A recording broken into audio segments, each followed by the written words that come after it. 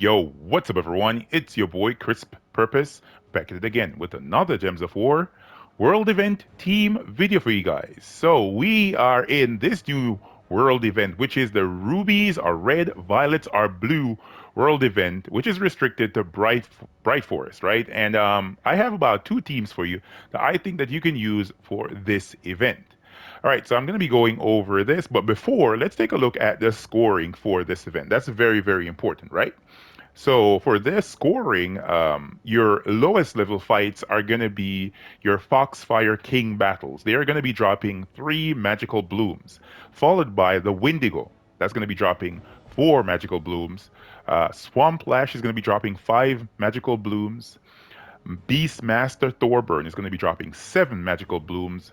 Obrigonia is going to be dropping 8 magical blooms, and then the mythic King Bloodwood is going to be dropping 10 magical blooms. So keep that in mind when you look for your battles. You want to be picking rarity order here, but specifically, you always want to go for Obrigonia or Beastmaster Thorburn for the legendary troops, and then definitely pick the mythic whenever you see it. All right, so let's take a look at this first team right here.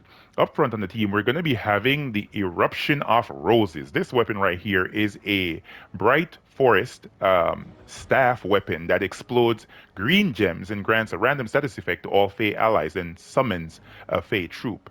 I am using it along with the Archer hero class here because Archer has a 50% mana start and also a very good final trait of Bullseye. The talents that I've selected here are Hunt, that are important at least, Root Trap, Nature's Aura, Wall of Vines, Dodge, and finally Thieves Guild.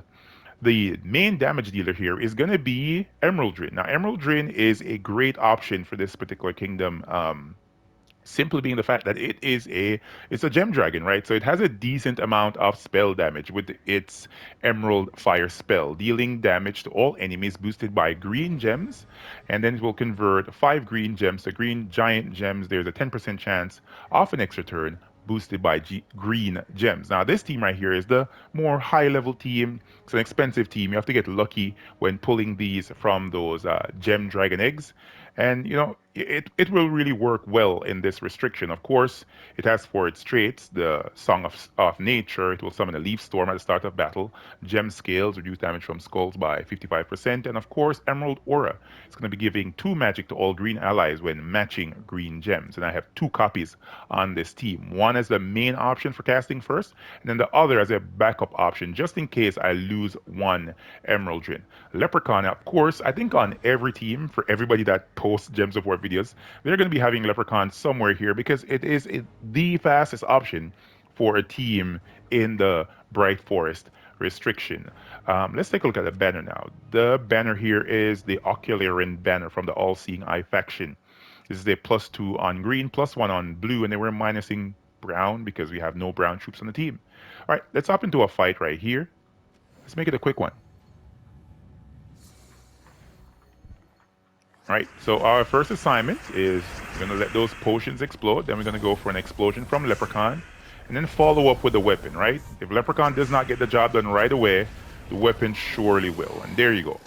It will one-shot for a very long time on this team. And as you guys can see, I'm not going to pick Swamp Lash right here. I'm going to go over here and pick Beastmaster Thorburn for this fight because I'm going to be getting a lot more magical blooms from this battle. All right, so I do have a low rarity team. I'm going to follow up with a low rarity team after this because I want to show the higher rarity first. I think majority of players, if they have Emerald Drin, they're going to go with it. For some of the lower level players that are watching my videos, I'm going to be showcasing a team for that. So right here, we have the Foxfire King, right, as a battle here. The Windigo would provide more magical blooms than this, as well as the Swamp Lash. So we're going to pick the Swamp Lash over the Foxfire King here. Want to do that. Let's go. Foxfire King only produces about 3 magical blooms per battle, so keep that in mind. And as you guys can see, this is a very fast team. simply because we have a storm going here. And if you have those potions of explosion and enchantment, it's very likely that when those potions proc at the start of battle, they're gonna cause your troops to get spell ready a lot of the times before even casting your leprechaun. So you wanna have a storm active. I always tell players to have a storm when you're going through an event. It speeds things up like drastically. So keep that in mind when you are making those teams. All right, so let's grab one more fight here. Then we're gonna go on to the low rarity team that I think majority of players are gonna be gaining access to or having access to for this event. All right, so let's see if we get a spell ready. No, we did not. Let's go Leprechaun. We're gonna need to cast the staff. There we go. And now, ooh, that big hit. Not bad. All right, so that is the low rarity team. Pretty solid team right there. Um, let's take a look at it again real quick. The Eruption of Roses, followed by Emerald Drin, 2 copies if you have it. Then Leprechaun at the back of the team. If you don't have 2 Emerald Drins, put something else on here that could help you out. Maybe some other option is there for you. But I'm going to be rolling with my 2 Emerald Drins for this team. All right, so the second team is going to be following up right after this. And this is going to be the low rarity team for majority of players to use in this roses are red, violets are blue world event. Up front on the team, we're going to be having Summer's Fury. Now, Summer's Fury is a great weapon, right? It's been around for a very long time. It is a bright forest sword which deals damage to all enemies, then creates 6 red gems. In the weapon upgrades, let's go in here. Let's check out the weapon upgrades here. It actually has hot, it will destroy a random red gem. It has burning, it will burn the first enemy. It has fey, it will fairy fire the first enemy, and vital for the weapon upgrades right there. The class of choice here is the Hierophant class. Why? The Hierophant class is a Bright Force class. So as a result, there's going to be significant bonuses to be had as a result of having Hierophant attached for your class here. Let's take a look at the talents here. I have Resilience set, I have Purification, Fast Healing, Fire Starter, Gift of Fire, Firebringer, and of course Fireblade, dealing triple skull damage to burning enemies. Queen Titania, a powerful Fade troop from Bright Forest, which is a legendary troop, as you guys can see as well. I have this sucker fully gold medal, so if you have it, if you have these medals and you have the necessary gold and the resources, go right ahead and medal this girl right here. You're going to be gaining a huge amount of magic as a result of doing so. Queen Titania is a Fey Mystic 16 mana cost. She will be dealing damage to enemies, all enemies, with her Summer Dream spell. Her spell is boosted by red gems and red enemies, I should say, and allies. And if there are 13 or more red gems on the board, she will gain an extra turn.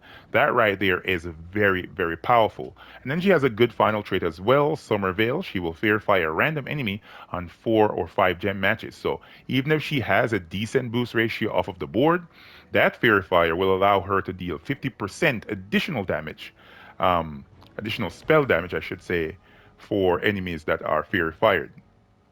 King Oberon is going to be on this team as well. King Oberon is the Fate troop that gives a 50% mana start at the start of battle to all Fays with his Lord of Summer final trait.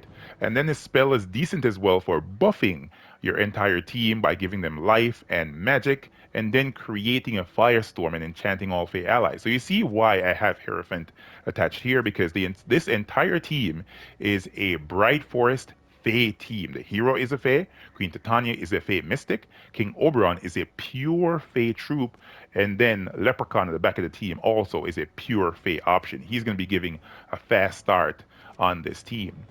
The banner here is the Crypt banner from the Crypt Keeper's faction. This is a +2 on red, +1 on purple.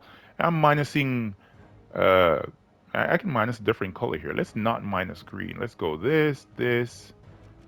Let's minus yellow, possibly. There we go. How about this? The Spirit Fox banner from the Court of Foxes faction. This is a +2 on red, +1 on green. And then we're minusing yellow because we have no yellow troops on the team. All right, let's hop in here.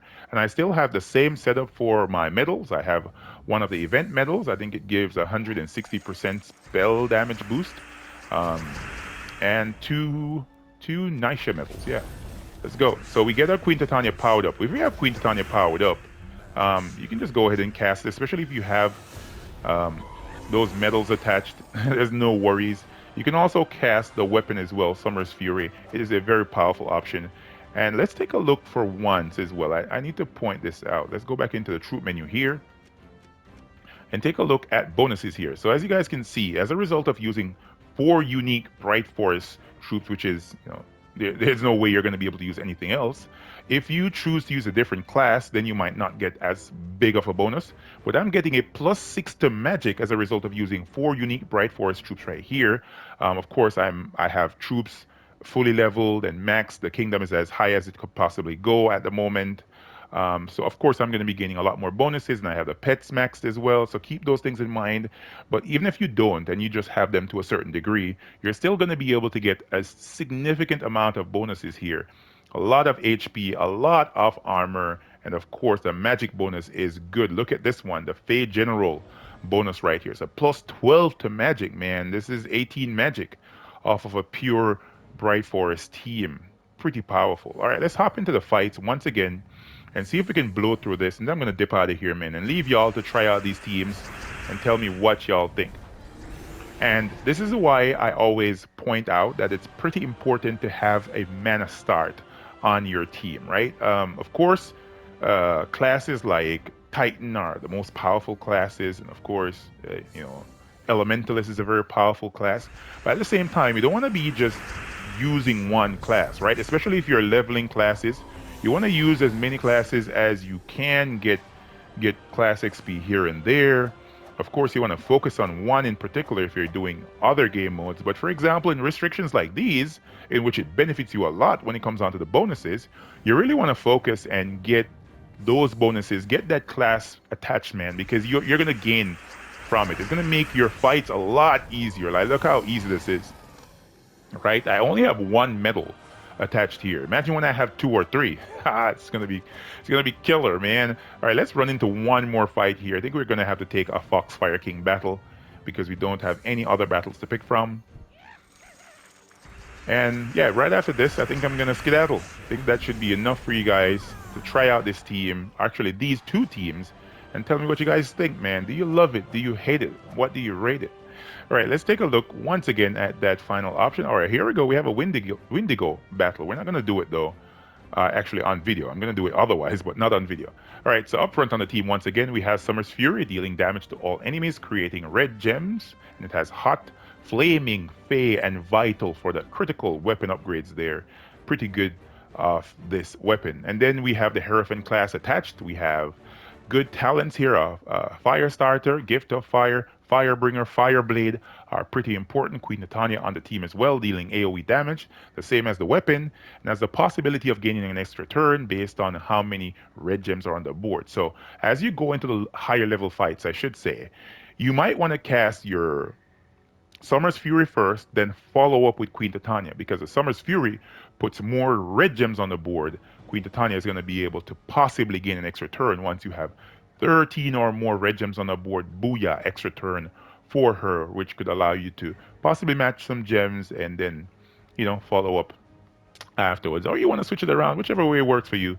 You can figure that out as you play through the game. King Oberon here for the 50% mana start, and if you need to gain additional durability, he can help you out with a Crown of Summer spell. And Leprechaun for a fast start, man. You cannot count out Mr. Lep right here with that pipe in his mouth. Boy, get that thing out of there. All right, guys. Hopefully you found this video helpful and informative. If you did, remember to smash the like button and comment to let me know what you guys think about this team or any other team that you're going to be using for this Roses Are Red, Violets Are Blue World event. Catch y'all next one. Peace.